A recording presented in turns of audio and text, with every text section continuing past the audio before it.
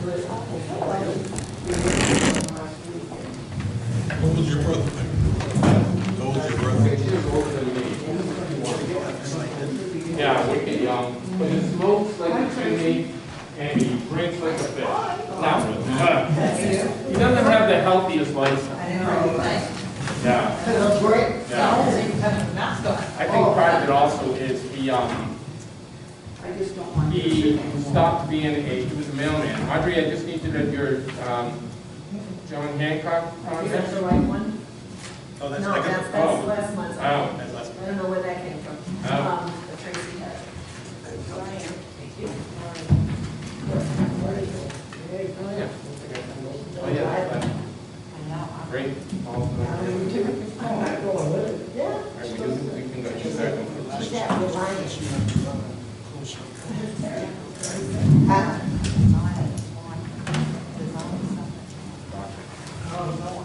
okay, we're going to call our meeting to order today on Monday, October the 3rd. Council on Aging. Can we have, can everybody read over the minutes from last month's meeting? Anybody? Anybody have any questions on it? Any discussions on it? I did notice one thing. That's the only thing I noticed. On the attendance,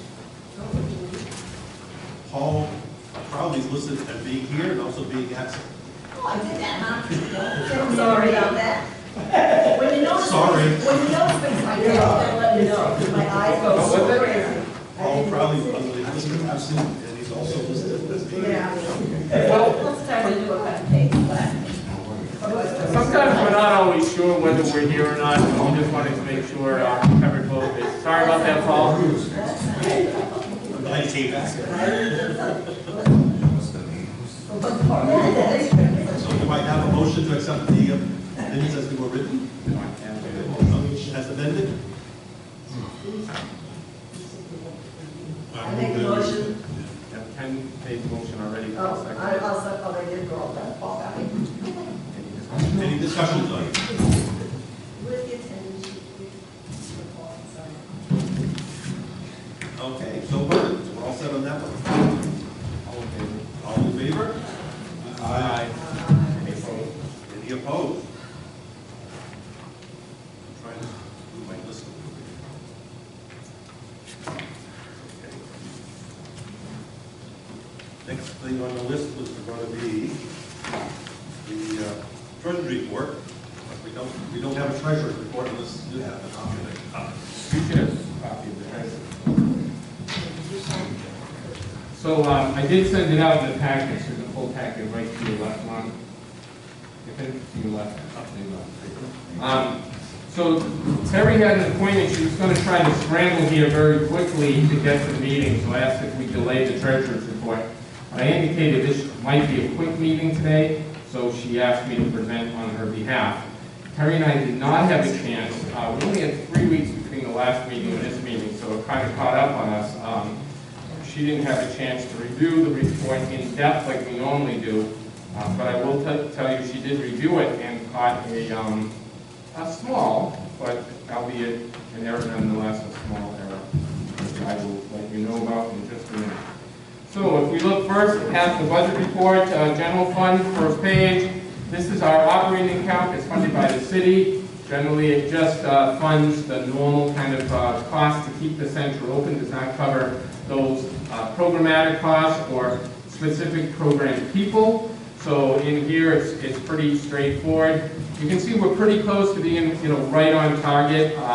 Our budget for the year is $188,000, almost $189,000. That's going to change as the year progresses. There'll be some modifications made to that budget to represent changes in salaries that are union negotiated. But that would be the only change generally. So if you look kind of quick, we're down in some areas, which is great. This is usual for repairs. We don't have a lot of upfront costs. Usually our repairs at the end of the year, we try to be very, very conservative. Salaries are salaries. There isn't much we can, do to change that again, except the modifications at the end. So our bottom line year-to-date spending on the budget is $40,274. In September, that was about $15,000. The vast majority of those expenses are salaries. We have a balance of about $150,000 in the general operating account. There's been no net changes really to the gift fund since we last met. Fiscal year 2023, we took in already about $1,900 in the gift fund, which is earmarked and allocated specifically for special projects and has to have the vote of this board to spend anything from that gift account. I'm pretty judicious now because we have a little bit of wiggle room on our revenue sources to redirect donations or programmatic charitable donations into the gift account as opposed to going into the program account. So we have that little nest egg for large expenditures. But there have been no changes in the month of September for the gift account.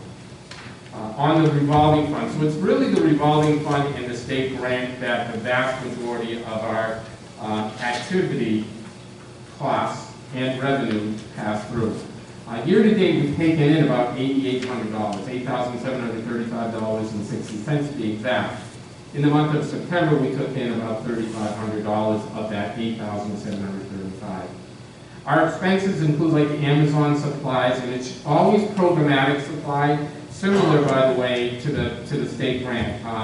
We can't pay our general city salaries with that, but we can, in the revolving fund, pay for some of those extraordinary costs, generally as a pass-through. And I say that, and I'll kind of draw your attention to that. If you notice, we took in about $8,700 so far, and we spent about $10,700. That's because most of that is washing. For example, the veterans trip, we spent a couple dollars on the veterans trip. The AARP driver's ed, that was a full wash. It was dollar for dollar. People paid, we paid out. There was no net gain or net loss on that. The Templeton Fish and Gun Club, that was our summer outing, $2,700. Again, we took in a fairly large amount of money on that. We did spend more than we took in. That's what we normally do, is we subsidize that barbecue for our seniors, so we don't charge them full cost. But the vast majority of that we took in. Similarly with the Red Sox. The Red Sox costs were a wash, complete wash. So the $29.40 that we spent, we took in revenue of $29.40. And then last but not least is the transportation. That really represents the 3 trips that we took, or the 3 modes of transportation we took, for the veterans, for the Woo Sox, for the Hope Kids. So that's really what that is. The vast majority of it, those are the biggest expenses, the $2,700 in Templeton Fish and Gun, which was the outing, the $2,200, which is the buses and transportation costs, and W.P. Mason, which is, again, from a programmatic, it might be our water jobs. And believe it or not, we go through a lot of water. I mean, a lot of water. I'm amazed by that. It costs us, I don't know, $10 a jug, and we get back 5. So we spend a lot. That's not what that $1,000 is. That includes the water, but a lot of those other programmatic things like table tent cards, or name badge holders, or anything we can charge off the program, we do. So there might also be tabletop displays, acrylic display wraps, those kinds of things. So this year our budget was $3,300. That's what we started with. We took in $8,700, $3,429.50 in the month of September. So our balance, our net revenue was $42,106. We spent $10,738 and have a balance carrying over on October 1st of $31,368 in the revolving fund. Now to note the thing that Terry picked up on, and you think that she doesn't review these, but she does. The 62 cents that shows up in sales tax refunds, it shows up as in the September 2022. It's actually an August revenue. I just forgot to take that out. So we're actually 62 cents, more in the red than in September. When I'm doing red, so we're doing great. That carryover, by the way, of 31,000 is one of the largest carryovers this center has ever had. And in fact, the City Council last month voted to increase the amount of the carryover allowed under state law in this revolving fund of 40,000. Once we hit 40,000, if we do hit 40,000, we don't, at the end of the year, we don't have expenses to go against that. That balance is then surrendered to the general fund of the city. We try to be, pretty good at managing this. All right, so far those are the three: operating account, gift account, and revolving account. Any questions so far? Paul, Crowley. Spelling. What's that? Spelling on the Kevin Jones food nation. It's a food nation. Yes, thank you. I'll catch that. We're very, very appreciative and grateful because the Ryan Jones Foundation, from Kevin and Elaine Jones, who support our senior centers all across the Gardner area. So we're so grateful for the Ryan Jones Foundation. Ken Tony. Yeah, how much do it take in from like yoga and line dancing and that kind of thing? So the vast majority of line dance and yoga are actually found in the state grant, because I can pay those program people out of the state grant fund. But the reality is we spend way more than we take in. So I would say probably half of the cost of the instructors we are paying, straight out. The other half are collecting in donations. So it's about 50%. Line dancing collects their own. We don't do any of the cash transaction. They collect the donations, and whatever they get that day, they get. We don't pay Pauline anything extra for that. But she has generally very large classes, so we have an hourly. As long as she's making that hourly or more, then we don't pay that. Because I know we got a can for the yoga. I just wondered what that amounts to. Yeah. So we spend, just for your edification, we spend about $400 a month on our yoga instructor and our line dancing instructor. Our yoga instructor and our fun and fitness. Just about. Some months it's more because we have 5 weeks. Some months it's less, depending on which days they teach, that kind of stuff. And we take in about half of that. So you use that money to pay yourself. Oh yeah, every dime of that comes to pay salary. Just, a great question that Ken had if we go on the state grant. There's no slush. There's no extra money from our exercise activities, and generally for any of our activities, there isn't, we don't make money on it. And that's our kind of job. Our job isn't to make money. That's not what we do. So this year we bought new weights, we bought new stretch bands, we bought new balls. In the pool room, we had all the the pool sticks, cue tips, whatever they're called, replaced. What are some of the cricket machines, right? So we bought the cricket machines. So there are a lot of costs that are incurred. Thank God we have the revolving fund because we can cover that. And of course the gift fund for any kind of really large expenditures, we can come back to the board and ask that they approve that. But great question. Any other questions so far on the operating, gift, or revolving fund? All right, let's talk about the state grant. This is a little convoluted. EOEA gives us a grant every year. It's a earmark under the Executive Office of Other Affairs for senior centers. That earmark is $49,464. It's based on a $10 per capita for seniors in our community. So they estimate we have 4,946.4 seniors. I don't know how you get 0.4, but that's where the 49,464 comes in. In previous years, senior centers were kind of pressured to spend all of their earmark because what they didn't spend, they'd have to turn back, and many times were dinged for having to turn that back, so their allocation was reduced. During COVID, they waived that. So the two major requirements of the state grant were you spend every dime you get, and then some, and they had kind of very onerous report. Both of those things were waived during COVID, and it has now become permanent. So we can now carry over funds we don't use. For me, I like that because even though I'm spending money, I'm trying to be a little bit conservative, right? So I'm trying to make sure that we have a good balance. Our spending philosophy is buy things that will have a lasting impact as opposed to something that's an expendable right away. So we want, if we're buying decorations that'll last for the next 5 years. If we're investing in a sound system, we're not renting, we're buying, so we have something for the next 5 years. As a result, we've had a lot of carryover. We had about $9,000 in carryover from 2021. In 2022, we had about $15,000. We had about $24,000, $25,000, $570, $43 to be exact in carryover, which is added to this year's grant. So we have, $64,000, $65,000, $75,000 that we can spend.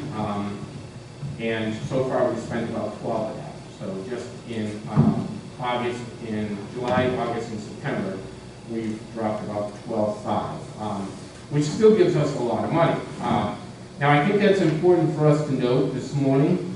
The mayor, Representatives Lotnick, representatives from Gamma, representatives from CAC, representatives from Growing Places participated in an announcement that indicated that we're moving forward with the move to Wadsworth Street.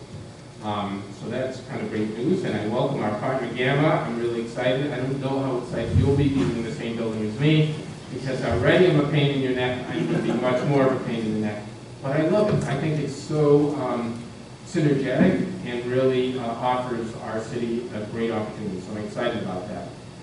That being said, having this little slush fund will probably behoove us as we get into the year of renovations and things like that. We may have to spend some of this money. And state grant, you can't really use on facilities, equipment, furniture, but I can use revolving funds for that and then allocate the expenses we might normally allocate to revolving to state grant. So I have a very, very modest but comfortable little bit of wiggle room this year with money. So again, I'm trying to be judicious.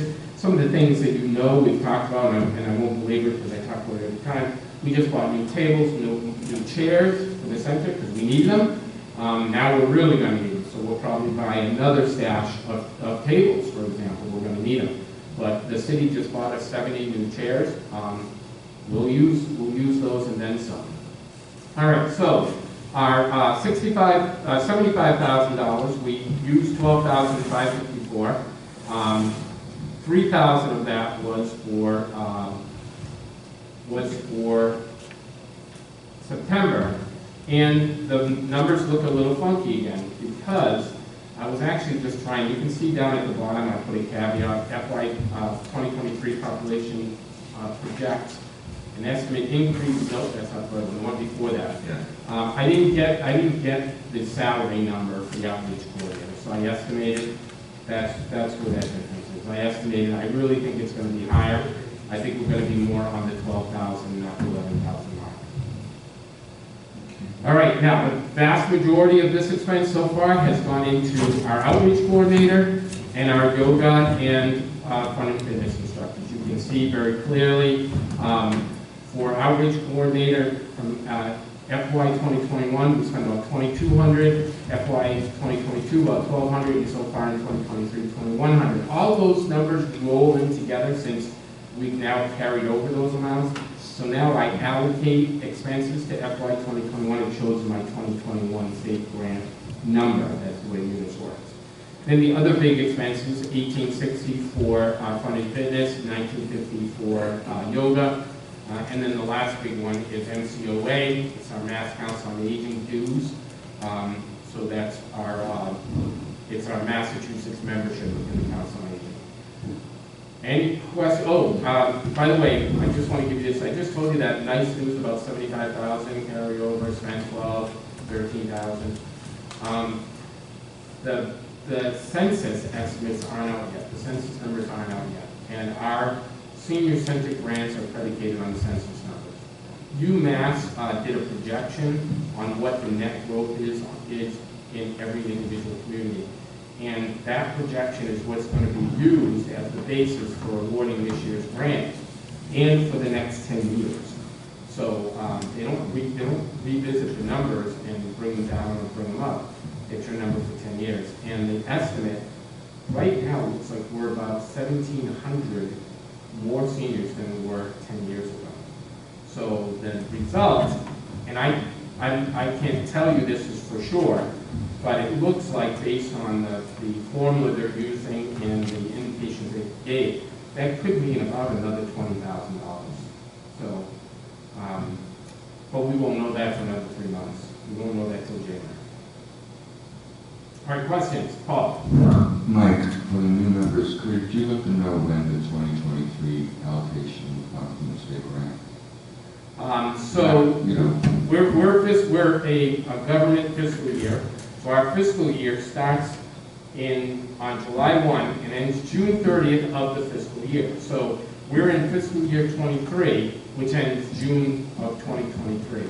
Fiscal year 2022 starts in July 1st of 2021 and goes through to June 30th, 2022, and so forth. Yeah, it's kind of weird sometimes to follow that, but we are actually right now, even though it's September or October of 2022, we are in fiscal year 2023.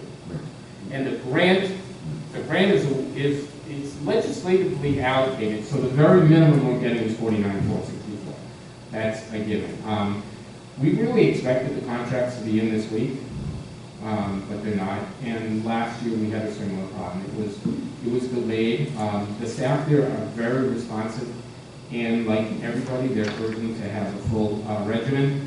So, you know, they really kind of work the best they can. My feeling is we probably won't get it to the end of the year anyway. And all that is the contract.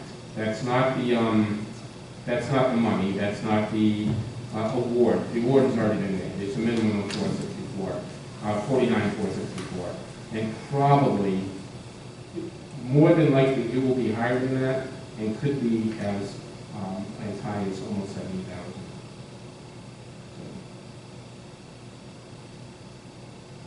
Any other questions? All right, Mr. Chairman, that concludes the finance report. So do we accept the financial report? Make a motion. Okay, make a motion to accept the minutes. Just a clarification, we are asking for a motion about the finance report. You can move to decline it or to accept it, whichever is your purview. So when you make that motion, please be clear about which way you'd like the board to go. I make a motion to accept the treasurer's report. Any discussion? Any discussion on it? All in favor? Aye. Okay, so voted.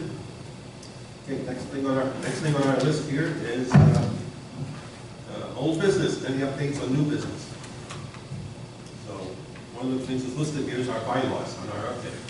So how do we speaking on that? So since we sent out the bylaws, only one person has commented, and I appreciate that input. Thank you. If you have thoughts, ideas, suggestions for those bylaws, please get them in. As I indicated to you, we're probably not going to see any movement from the city clerk until after the elections. She's definitely, going full blast on making sure that the 4 modalities of voting are done correctly and counted correctly. So I understand that's her priority right now. Once the elections are done, she'll be a little bit more free and able to review the city charter with us and see what kind of, again, synchronous changes we have to make. It is likely that we're going to have to make a lot. I think the other nice thing about waiting on the bylaw changes and updates is the process that we have to go through for the new building. If indeed everything goes according to plan, and we're not saying that this is going to happen or isn't going to happen, the school committee will vote, and that vote will be to consider turning the property over to the city. If that vote goes in the affirmative and the property is turned over to the city council then has to vote for us specifically to move to a new location. So the city council has to review it, receive it, and vote on that. It's a large enough change to a city department that it needs their approval. So once that's done, that might be a better time to actually make the changes because the current bylaws say our principals say business, for example, is at 294 Pleasant Street. In a year, we may not be at 294 Pleasant Street. So this would be a good time to kind of get all of those changes made at the same time. Any questions on what the director had to say? All right. So the next thing on the list is our listening sessions and how our listening sessions are going. You want to announce the dates? Yes, we have one coming up on October the 18th, I believe it is, and the other one on the 27th. 24th? Okay. So we're doing one over at the high rise, Is that the 18th? Yes. and then we're doing the other one over at the Hillside Gardner, right? The other one is at Hillside. Yep. On Blanchard Street. So that's what we're doing, our two listening sessions. We just had one last month. Mike and I went at it at the Vanall House, and we had a great turnout. About 27 people showed up. We got some good input and stuff like that. So, which was very good. We asked questions. They had questions, which was nice. And we asked how many people come, and there was just a few hands that went up that come to the senior center. And when we asked what the reason for not coming, the big reason is no transportation for the Vanall House here. This is not on the bus route. Other thing is they don't drive, so if they're not driving, they can't come, and it's too far to walk. So they're going to share a ride with somebody who's coming here from the senior center, from the Vanall House to the senior center. It's about the only way they get here. So hopefully that when we get to Water Street, we'll see a difference. That we'll be on a bus route of some sort, so that'll be nice.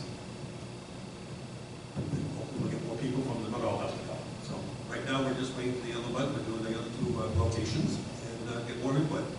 And we mentioned this morning in our yoga group, but not just people from the village can come, but anybody else wants to come. Like the village of South Gardner, because there's no place for them to meet because there's no location or a central location to everybody get together. We told the people they can come up to the Vanall House, the Hillside Garden, or come to the I-Rise in the conference room, but they all meet there, so they got a place to share, they give us their input, whatever. Hopefully we get another big turnout. Yeah, and all the board members are invited and encouraged to come. I think the better representation we have from the board, the better the indication of transparency. So folks might be more comfortable speaking to you than say Ron or I or Audrey. So, you know, if you can come, great. If you can't, we understand as well. Both of those sessions are at 10 o'clock. We will be putting signage out at Sapphire, and we'll be putting signage out at the High Rise. Okay. Now we're going to move on to...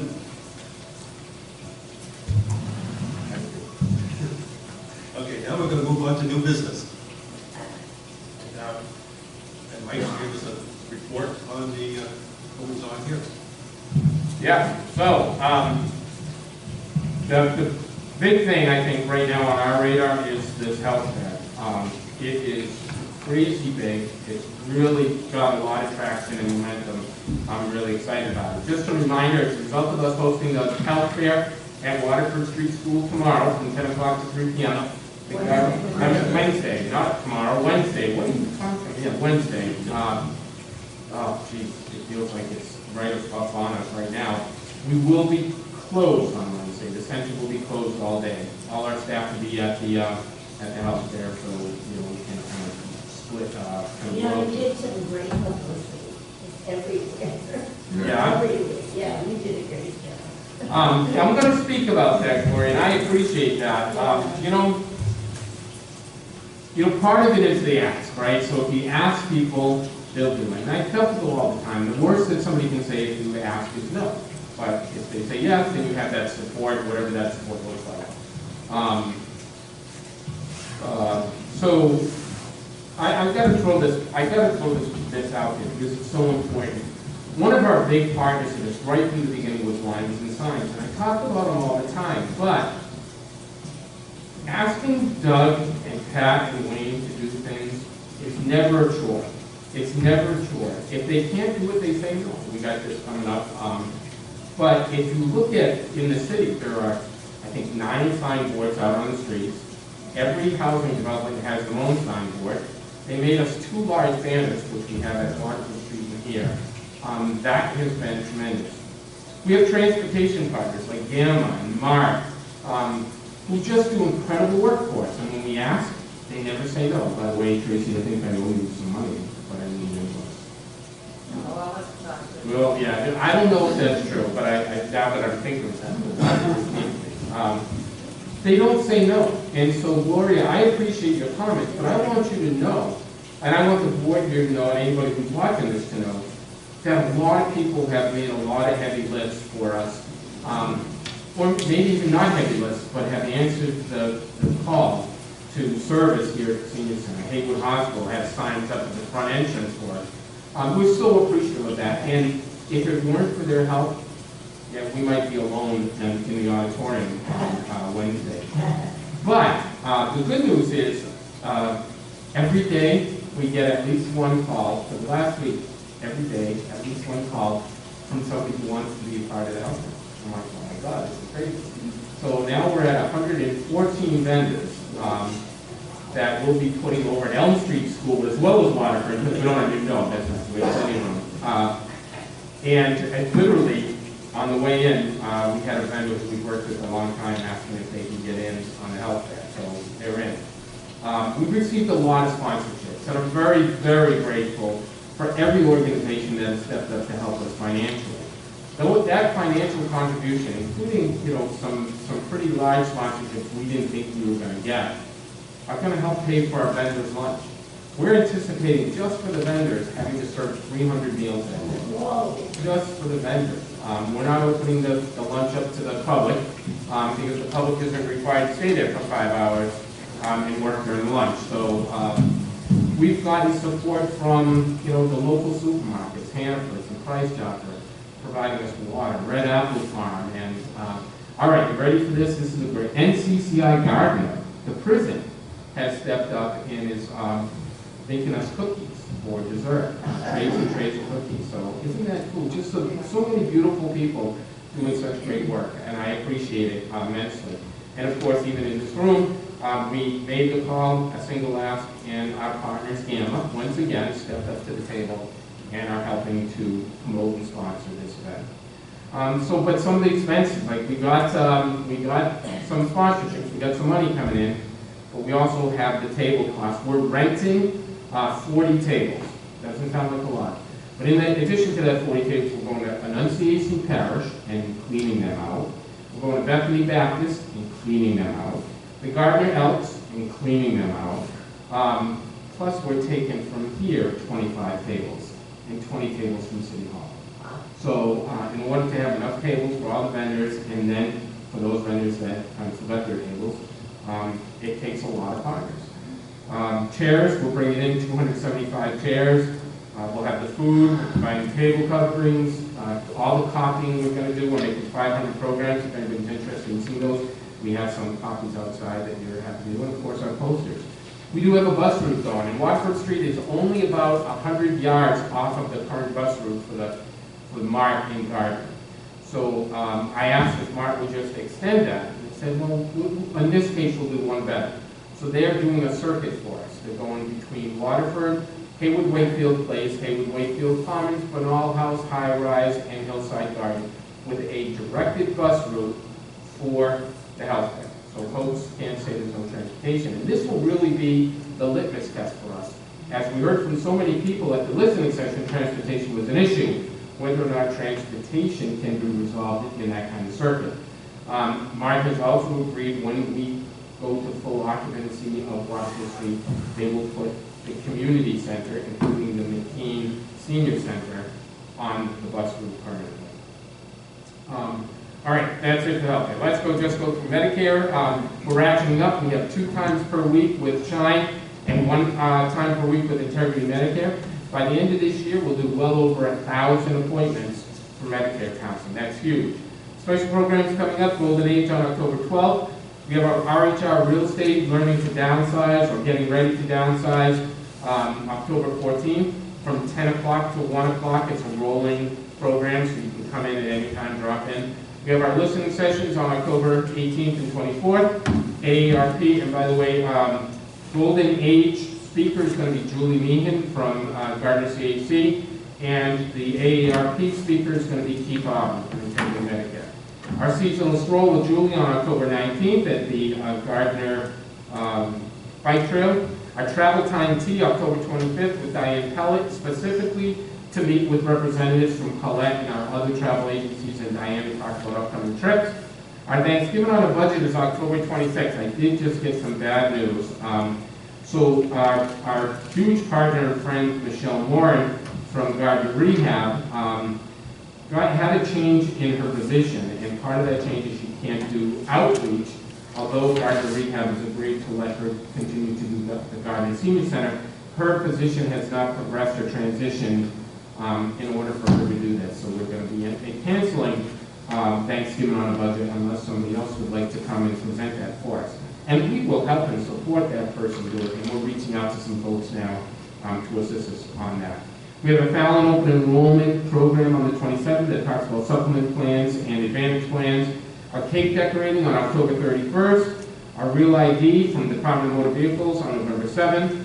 Our Holiday Identity and Fraud Protection on November 21st from the Office of Consumer Affairs.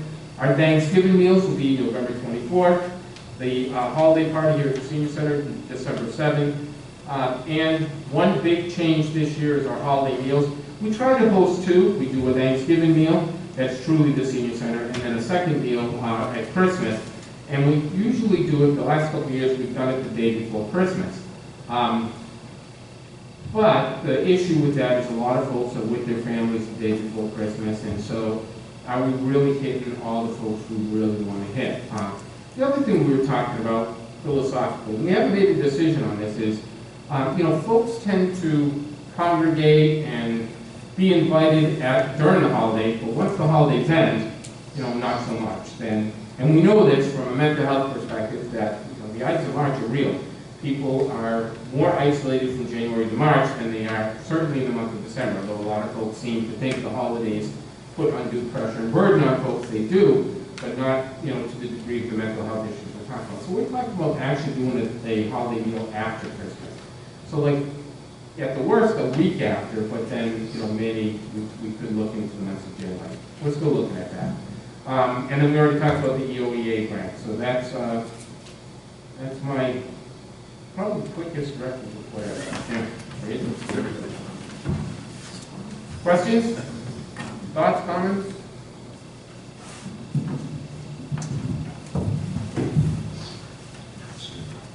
Okay, that works out well, and very good report. Thank you very much. Got some new information. Okay, now it's time for open discussions.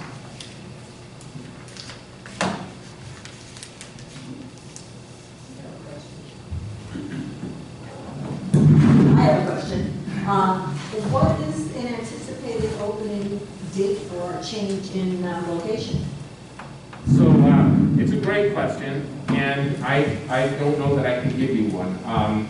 The projection is 2023, probably mid-2023 or later, because a couple things have to happen. School committee, we talked about. City council, we talked about. Appropriation is the next thing. So we need both state and city appropriation for renovations, and there is a minimum amount of renovations we're going to need to do. Certainly building-wide, but absolutely on the side that we'll be occupying, doing renovations to bathrooms, making them more accessible, those kinds of things. So that's going to take time as well. I know and understand that those requests have been made. They haven't been approved. And if things go well in the budget, they'll be approved this year. If not, they won't be approved till July 1. Once the money is there, then comes the whole rigmarole of public bidding. So we're going to have to put it out to bid, and that takes a little bit of time, so there'll have to be specs and a definition of the scope of work, put it out to contractors that may be interested in wanting to do the work, award the bid, and then have the work start. So it's a little bit of a process. Paul? Are there any concerns about what happens with this building? No, I don't think there are any concerns. I think that the general discussion has been, and it's always about kind of ideas, nothing etched in stone. They'll look at turning this building over into probably a private use, I guess, although that's not guaranteed. There's been some talk about central administration from the schools. There's been, just a lot of ideas floated, but they can't do anything until we're not here.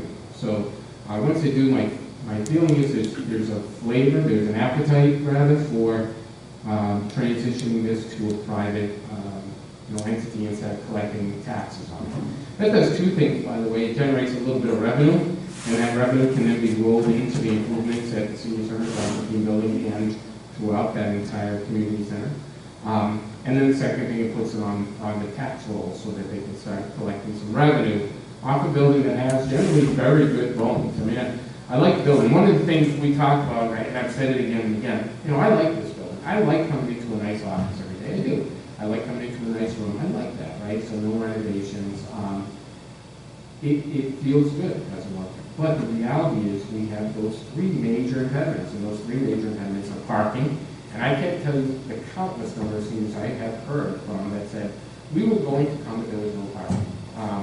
And that is especially worse in the winter time, right? So parking is brutal. The stairs is brutal. We talked about the number of accidents and the number of time ambulances that had to be called. Well, I can't tell somebody who's perfectly mobile and agile and able to walk, don't use the stairs. But, and so far, none of those accidents have been anybody who is less than that. So, they're like, I don't know what happened. And then last but not least is the number of simultaneous programs we have going on at once. We simply, as you can see, we're here in this room. It's our large meeting room. No other event can go on in this room. And as you know, nothing's going on downstairs because we're taking up all the parking as well. So this will afford us a little bit more, again, leeway and the ability to schedule more programs, entice more people to come and be a part of the senior center activities. That's all I can say about it. Once we move, it's totally out of our hands. We don't own this building anyways. The city owns it, and we are the city. So as a separate entity, we don't own it. There isn't a friends group. It's a municipal building, like every other building. So they get to decide what happens to it. Audrey. Yes. As a longtime employee of Gamma, and I heard today, we mentioned Gamma, what role are they going to play in the move? Tracy probably could. Yeah, Tracy, you want to answer that? Because I've been there for years. So the community-based day program Okay. will move from our building Oh, to okay. there. We are maxed out of space. Yeah. It's just, Oh, yeah. we can't take any more referrals. We have over 100 individuals in the program. Wow.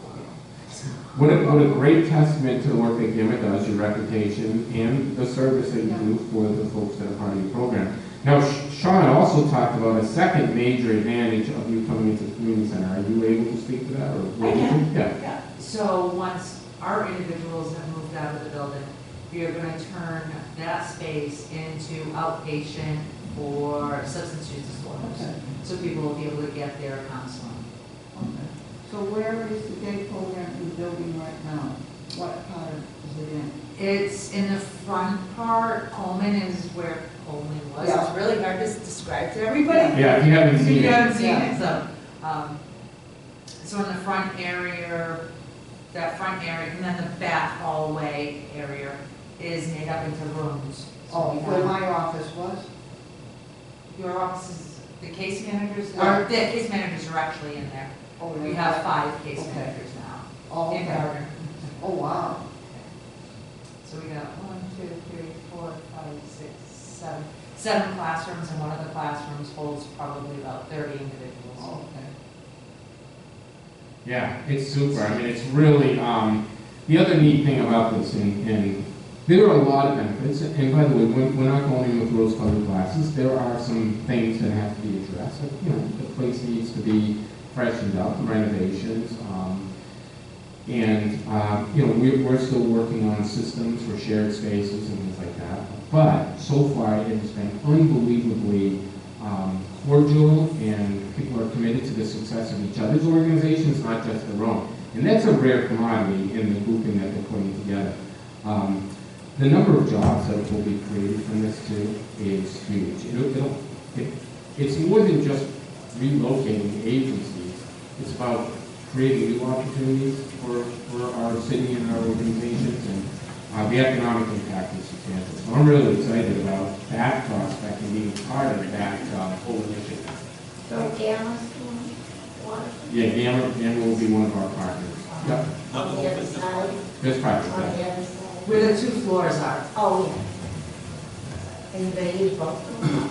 both floors, in phases. Yeah, yeah. We would need a lot of employees. We expected about 100 job openings will occur over the next year. Because I worked there for a while, so I know it's good. Now, just for everyone's clarification, the only person who hasn't used the mic yet, Gloria, Yeah. you use the mic. You have to repeat everything you just said. You didn't use the mic? Oh. Ken Cornish. Hold that mic up close. With this huge out there at Waterford Street, that should let the city know that it can handle all these different, Yeah, Ken, you know, you're setting me up for failure on that question. So the comment is that, you know, this will be a great test of our capacity at Waterford Street, and it certainly will. There are a lot of moving parts. So we have 100 vendors. We figure really that's going to look like 150, 175 cars, just from the vendors. So we're placing them very strategically in locations that won't impact the folks that are attending the health fair. So that includes using some of the field space. And I will tell you, all weekend I've been saying rosaries and novenas that it wouldn't rain. But Wednesday morning, they are expecting showers. Why is that a problem? Well, the field gets wet. I don't think the field is going to be so wet that we won't be able to put cars out there, but we will have to be strategic. Rob and I plan on walking the field tomorrow afternoon, and again on Wednesday, just to make sure that it will work for overflow cars. We're planning on parking cars all the way out the driveway, and there are about 140 spaces proper, already marked out along the street and in the parking lot of Waterford. So we figure the 140 plus the about 60 that we're going to get on the side of the building and the field, we should have a lot of parking. Now, when this facility, when the community center is open, we will still have, I think the number one issue will be parking. It will be relieved. We will get some extra capacity, but when you start looking at employee parking and participant parking, we're probably going to be close to maxed out every day. So we're talking to the mayor and the state reps about, you know, a long-term plan of increasing parking down there. For those of you who know the Waterford footprint, there's an annex building in the front and temporary building. That's coming down. That's part of their long-term plan. That's coming down. They don't want to use it again. So once that comes down, it's going to free up that pad. What's that pad going to be used for? Well, there was some talk about putting a pavilion out there. I'm not super psyched about that idea because it's right on the street.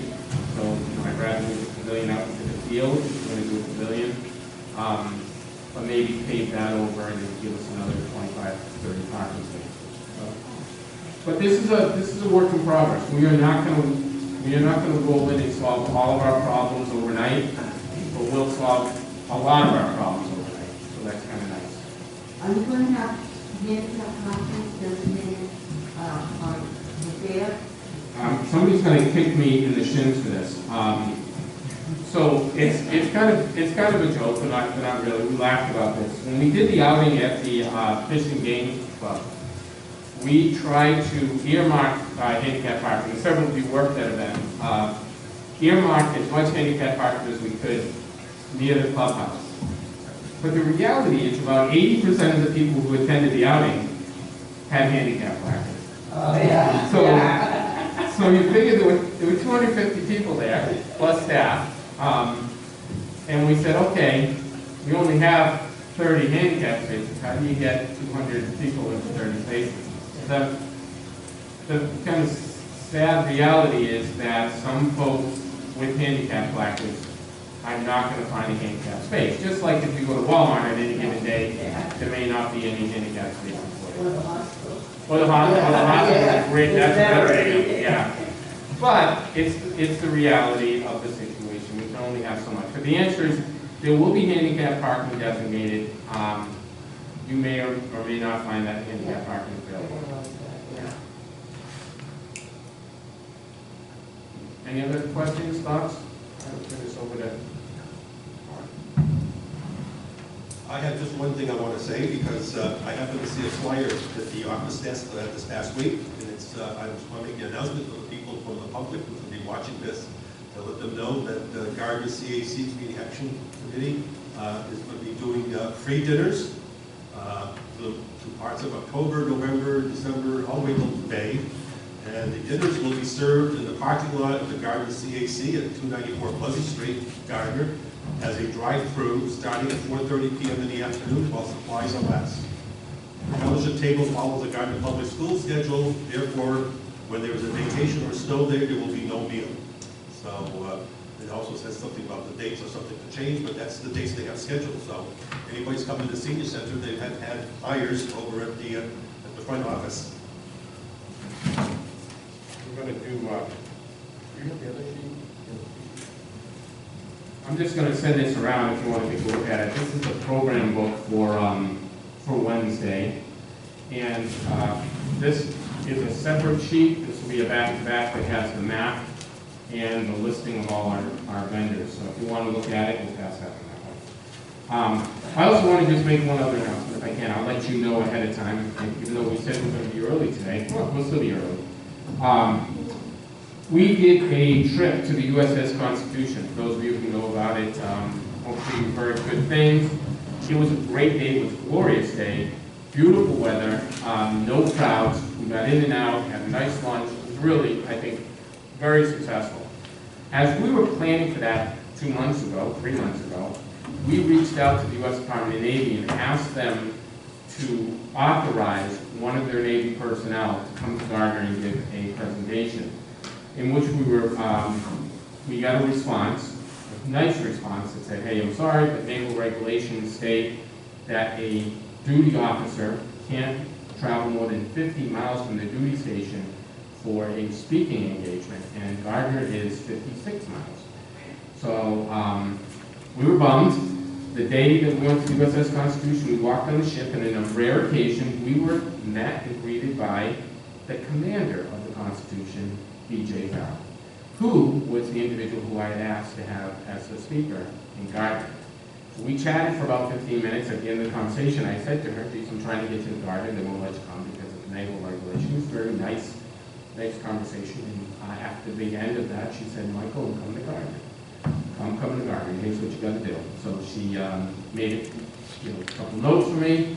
I followed up, and on January 25th, the Gardner Senior Center will host the first female commander of the USS Constitution in its history, B.J. Farrell. So put that on the calendars. Tell your friends. We have a snow date. It's October, and I can't believe we're talking about snow dates, of February 1st. So I hope you can come. We'll do a full court press on that, just as we did with the health fair. I invite our veterans organizations first and foremost. My feeling is that would be very well attended, so we'll have to find a venue that is appropriate. I'm thinking of Waterford Street School Gymnasium, but I'm just throwing that out there. Paul. Have you got a plan for perhaps a grand opening of the senior center and inviting people like Elizabeth Warren to come? Yeah. So we'll definitely do a ribbon cutting opening. Yeah, it's too early to kind of be talking about that. For those of you who have had any experience with me in the past and some of my other roles, you'll know that we've been able to plan and put together very successful openings. We will again, and we will do that with our partners. Gamma, CAC, Growing Places, and the Senior Center. Yep. But we will, do an open house and tour. Thank you, Paul. How about, you're gonna do a health vaccination? So we're doing on Yeah, it's on Wednesday. On Wednesday, yeah. So we're doing, I don't know why that's, shut that off. Oh yeah, it's not me, it's one of you. So we're doing shingles shots, we're doing COVID shots, we're doing flu shots, we're doing tequila shots. So, yeah, we're doing all. So far, I think we have like 45 people registered for the And COVID clinic. where? That's all at Waterford Street School. I know, but where?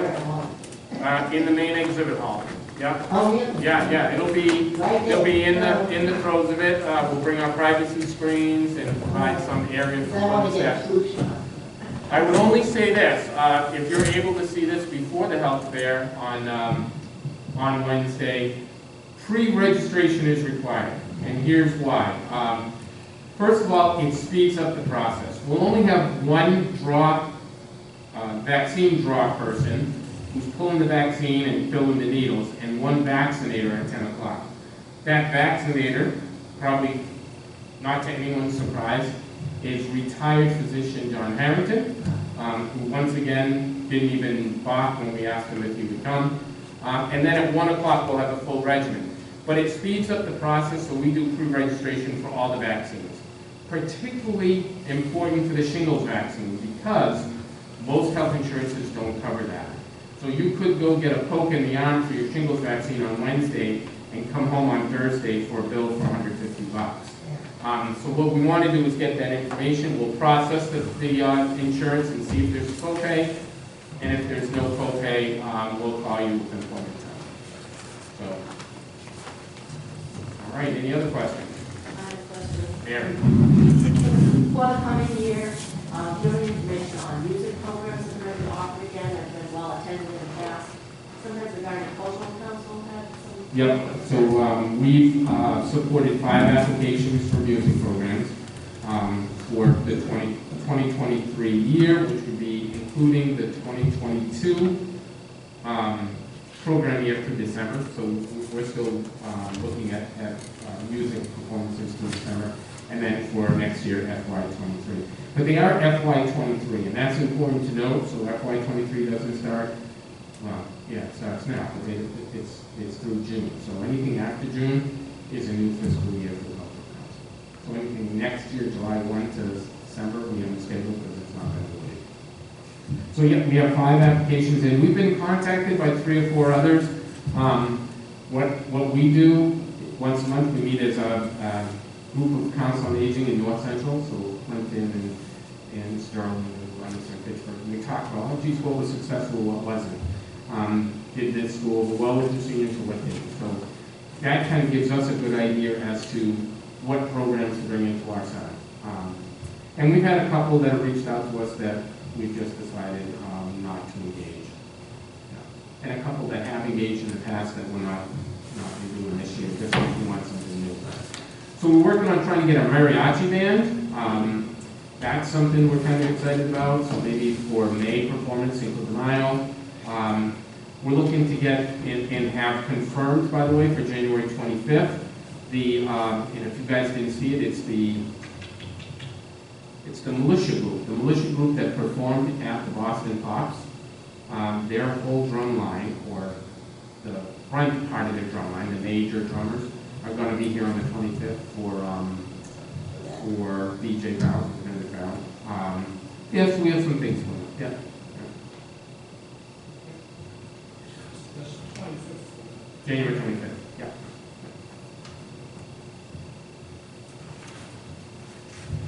All right. Anything else? All right, Mr. Okay. So, there's no other discussions? Any other ideas anybody bring up? Then I guess our meeting will be over with the session at 3 o'clock. And we'll have our next meeting on November the 7th at 2 p.m. So we'll see you all here in November. And have a happy Halloween.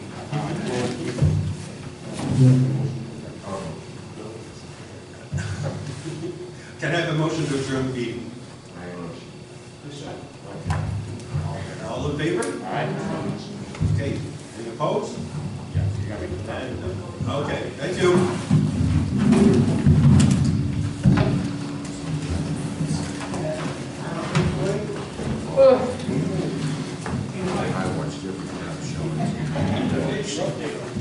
I sent it.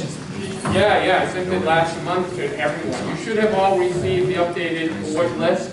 The board list I also included for the first time everyone's email address and everyone's phone number. So if we need to get a hold of the board for reasons, we can do that. So, last month, not this one. I can resend it. Yeah, we're gonna get through that quick.